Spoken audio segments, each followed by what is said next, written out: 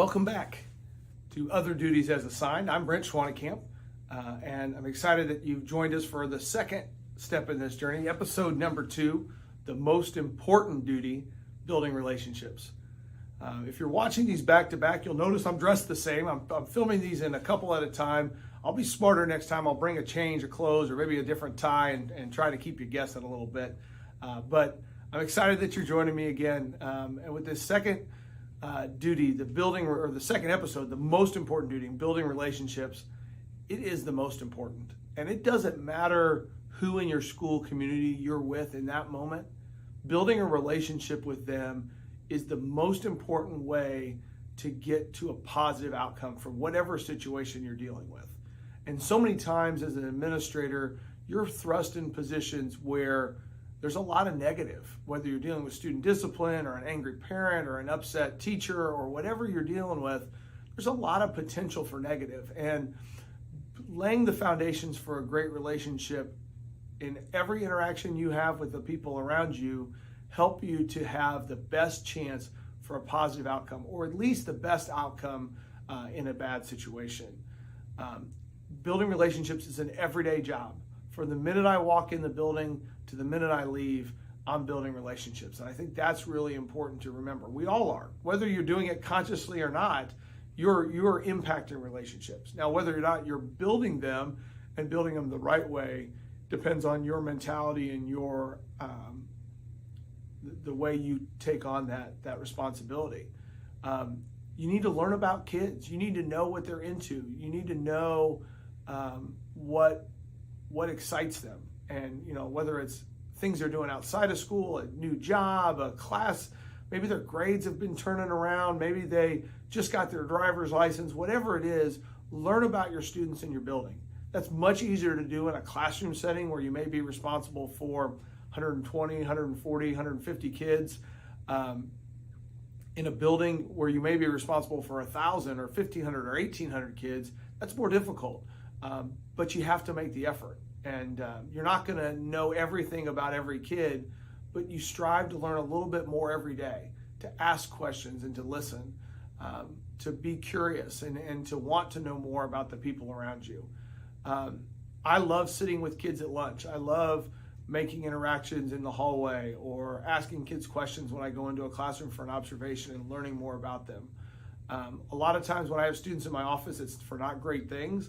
But when they're not, I still am trying to build relationships. Oh, I like your shoes. Where'd you get those? Oh, whatever. I'm always trying to plant the seeds that we might have a chance to build a great relationship. And some of the tough situations that have started in my office lead to great relationships during the 4 years of the kids here in high school. I think that's really important. I think you need to be present as a school administrator in all kinds of different things, whether it's musical performances or choir concerts or academic competitions or club meetings or sporting events. And I do my very best. I have a busy life. I have 4 kids who are all very active. My wife is an educator. We're always doing things around our jobs, but I still continue to try to find time to be at those things. I think it's really, really important. I think the other part is you build relationships. Building relationships doesn't mean you have to always say yes.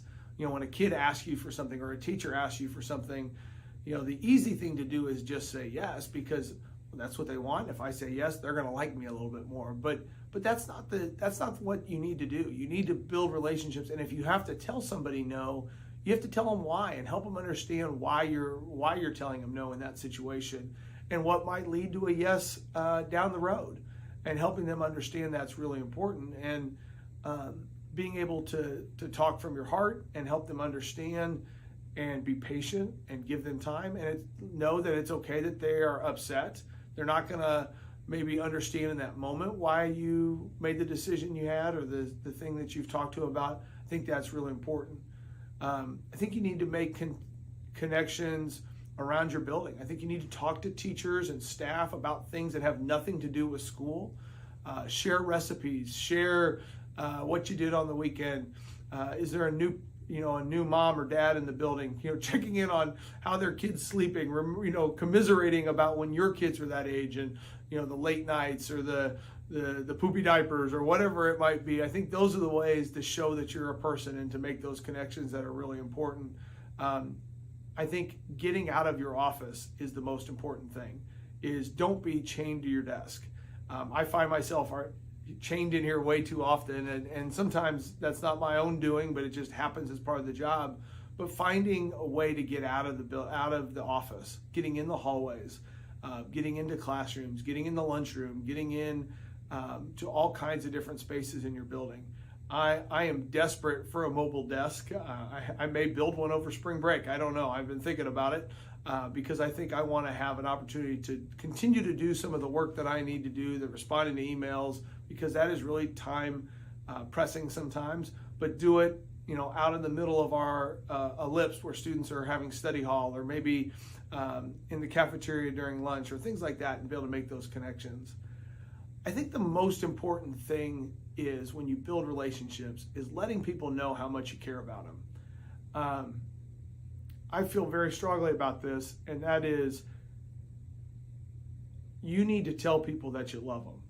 And the way I love my kids and my wife and my family is different than how I love the students and staff in our building, but I love them. And I show it to them, and I try to tell them that as much as I can, because they're such a big part of my life and such a big part of everything we do. And so don't forget to do that. Don't forget to tell people how important they are with notes, with emails, with just in conversation.